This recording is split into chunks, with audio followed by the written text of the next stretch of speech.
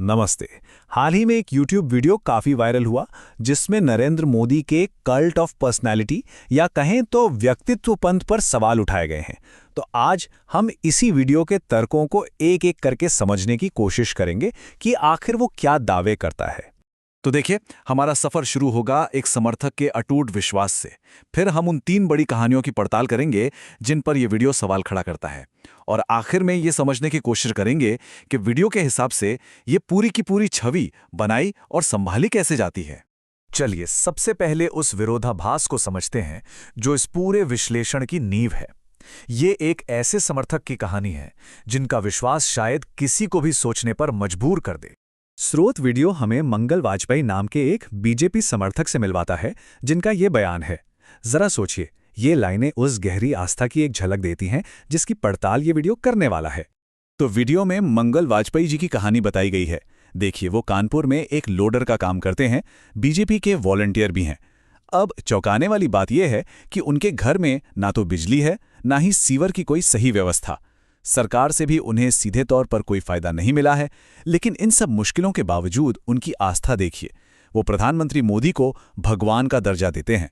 तो सवाल यही उठता है कि ऐसी अटूट भक्ति आती कहां से है?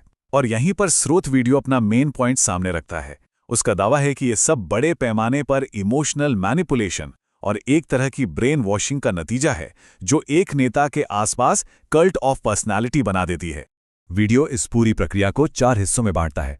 पहले गर्व पैदा करना, फिर विक्टिम होने का एहसास दिलाना, उसके बाद डर दिखाना और आखिर में एक मसीहा को पेश करना। वीडियो का कहना है कि नरेंद्र मोदी की छवि इसी चौथे स्टेप यानी मसीहा के तौर पर घड़ी गई है। तो चलिए देखते हैं इस दावे को मजबूत करने के लिए वीडियो क्या तर्क देता है। इस मसीहा वाली छवि का जो पहला पिलर है वो है उनकी विनम्र शुरुआत की कहानी। आइए जरा देखें कि ये वायरल वीडियो इस चाय बेचने वाले वाली कहानी पर कैसे सवाल खड़े करता है। तो स्रोत के हिसाब से एक तरफ तो ये दावा किया जाता है कि नरेंद्र मोदी एक बेहद गरीब परिवार से हैं और वो ट्रेनों में चाय बेचते थे, लेकिन दूसरी तरफ वीडियो उनके भाई और एक बायोग्राफर के बयानों का हवाला देकर ये कहता है कि उनके पिता एक कैंटीन चलाते थे, इसलिए उन्हें चाय बेचने वाले का बेटा कहना ज्यादा सही होगा, और गरीबी की जो बातें हैं वो बहुत बढ़ा चढ़ाकर बताई गई हैं। पर वीडियो एक और बड़ी बात कहता है कि किसी नेता का परिवार अमीर था या गरीब, इससे उसके चरित्र का पता नहीं चलता। और अपनी इस बात को साबित करने के लिए वो पोल पॉट, मुसोलिनी, स्टालिन और हिटलर जैसे विवादित ऐतिहासिक नेताओं के उदाहरण देता है जिनमें से कोई अमीर तो कोई गरीब परिवार से था।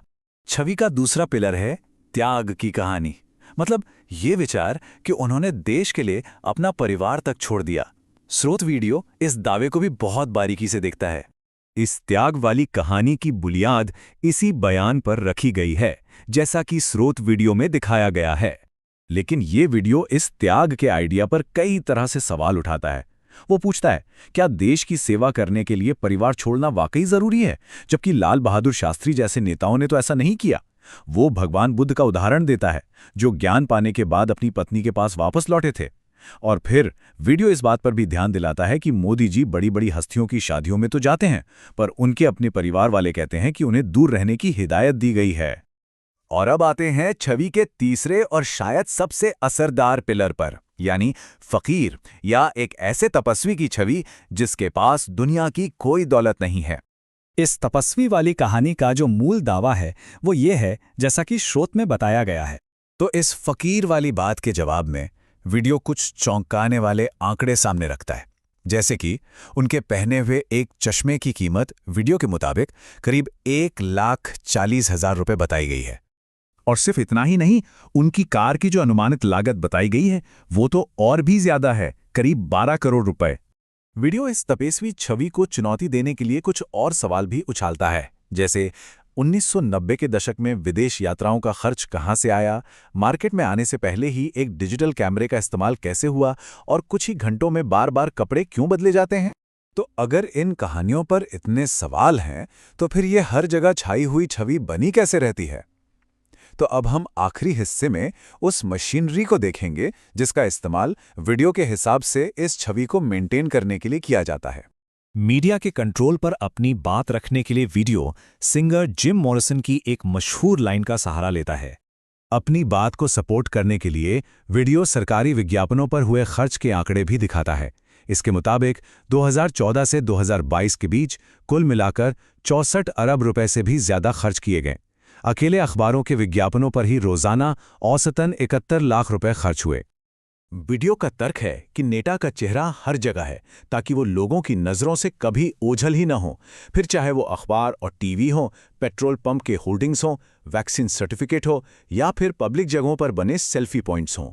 छवि बनाए रखने की एक और तरकीब जिस पर वीडियो ध्यान दिलाता है वो है राजनीतिक विरोधियों को लगातार नकारा या मूर्ख दिखाना, जिससे नेता की अपनी छवि और भी बड़ी और दमदार लगे। आखिर में वीडियो ये नतीजा निकालता है कि ये मोदी मैजिक अब धीरे धीरे फीका पड़ रहा है और इसके सबूत के तौर पर वो दो बातें बताता है। पहली, विपक्षी नेताओं को अपनी पार्टी में लाने की जरूरत, और दूसरी, सरकारी दावों पर आम लोगों का सवाल उठाना। और आखिर में ये वीडियो एक बहुत ही तीखा और सोचने वाला सवाल छोड़ जाता है। इसमें दो बड़े राजनीतिक विरोधियों के बीच पब्लिक डिबेट के एक न्योते का जिक्र है और सवाल ये पूछा गया है कि जब कोई बड़ा नेता बिना स्क्रिप्ट वाली खुली बहस से बचता है तो इससे जनता के बीच क्या संदेश जाता है।